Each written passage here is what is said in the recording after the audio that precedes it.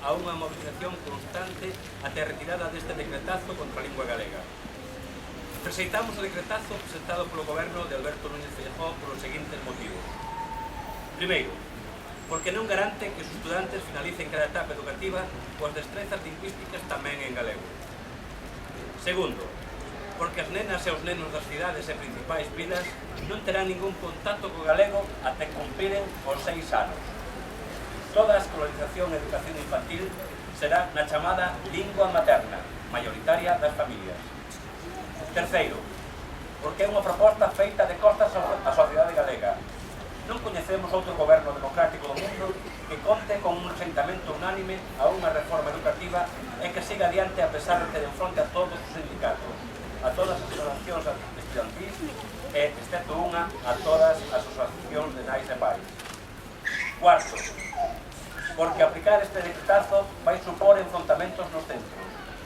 A Xunta fai deixamento das súas funcións e traslada o problema ao profesorado, o estudantado e as familias, que serán parcialmente consultadas.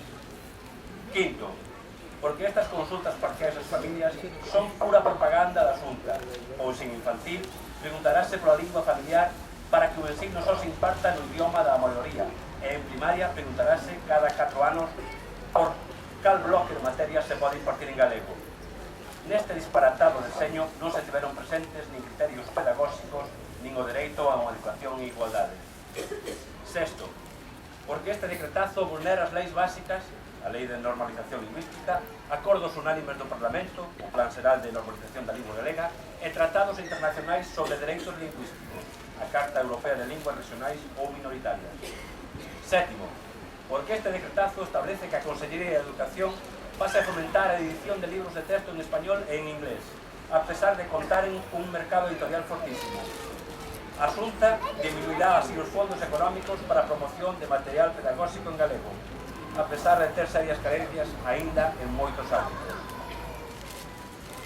Oitavo, porque abre as portas a que se expediente ao profesorado que imparta en galego algunhas materias, como matemáticas, física e química e tecnoloxía. Noveno, porque con esta norma pasamos a ser a única comunidade do Estado español na que se limita que algunhas materias non poidan ser nunca impartidas na lingua propia, e na que se posibilitará que os nenos e as nenas non nos coiten na escola, salvo como actividade extraescolar, até faceren os 6 anos. Décimo, porque é unha agresión á dignidade da nosa cultura que haxa un goberno da Xunta que ande as patadas coa lingua propia do noso país. Ante esta situación, compre continuarmos cunha movilización intensa, a cal está chamada ao conjunto da sociedade, tanto falantes de galego como falantes de castelán. O goberno de Núñez Feijóo quere acelerar a extinción do galego, levándonos a un marco legal preautonómico. De nós depende evitalo. Paremos o decretazo contra o galego.